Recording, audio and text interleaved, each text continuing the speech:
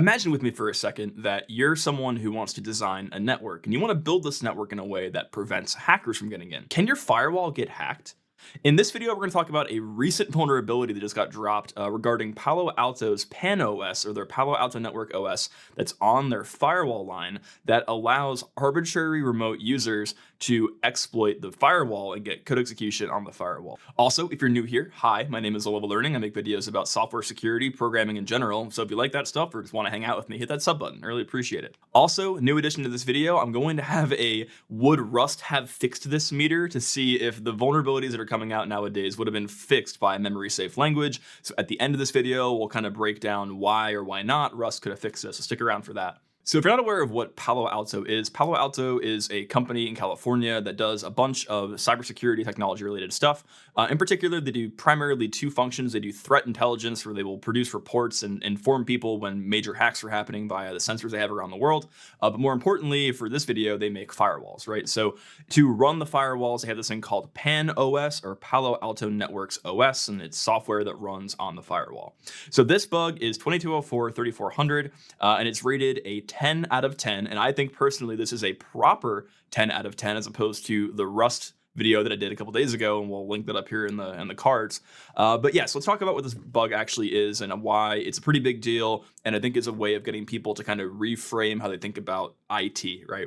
So a command injection vulnerability in the Global Protect feature of Palo Alto Network's PAN OS software for specific PAN OS versions and distinct feature configurations may enable an unauthenticated attacker to execute arbitrary code with root privileges on the firewall. So if you just read that, it's like, oh my God. Not only is it running code as a root privilege on the firewall, it's a command injection vulnerability. So typically when you have exploits, right, they're really difficult to run and to do correctly because you have to write the exploit in a certain way. You have to get all the offsets correct. You have to know where your payload lives to do the proper memory exploitation. When a command injection bug exists, there's no logic you have to bypass. There's no magical things you have to say in the right order to make the bug happen. It just happens. You can arbitrarily run commands. And again, when it happens as root, that is even worse. Fixes for PAN-OS 10.2 and 11 are in development and are expected to release on April 14, 2024. And I think it'd be unethical of me if I didn't talk about the workaround for this. So if you are currently using one of the above versions that is affected, please read this and listen to me, and it's going to tell you how you can actually turn off the vulnerability, which also kind of alludes to where the vulnerability potentially is. If you are unable to apply the threat protection based mitigation at this time, so they have published a signature that will flag the attack, so you can install that right now in your firewall.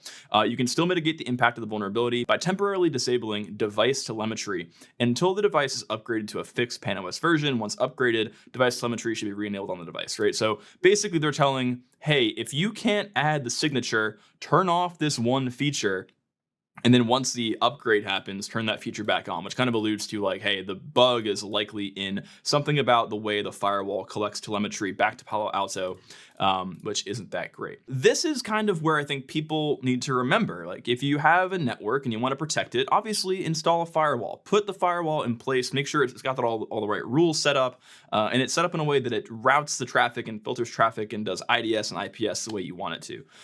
The thing is, just like we had a talk before about how the kernel is just code, firewalls are just code too. There's just software on the firewall written by humans that is meant to inspect your data and do flagging and analysis on that data. If the code that runs the firewall is vulnerable to certain kinds of exploits, then the firewall is as much of a threat as the clients in the network. I think it's really interesting to think about that, because I think oftentimes it's an overlooked piece of IT personally. So all because you put a firewall on the network, make sure it's a good firewall, make sure it's a firewall that actually matters. And I'm not saying that Palo Alto makes bad stuff. Palo Alto is actually notoriously one of the best companies for the best firewalls. It's just to highlight that, everyone makes mistakes, and sometimes certain companies, sometimes there are vulnerabilities in firewalls, and that's okay.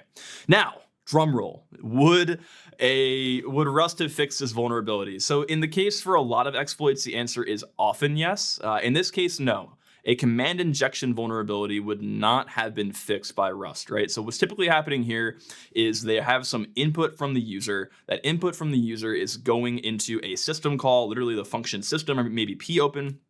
And something about the input to that data was not sanitized by the programmer, so you can put arbitrary data in there. If they had implemented the same logic they have here in Rust, Rust would not have fixed this, unfortunately. So there's actually a 10 out of 10 vulnerability found in Rust that, unlike this bug, I don't think justified a 10 out of 10. So if you like this video, please hit like, hit subscribe, and then go check out this video about that bug. We'll see you guys over there.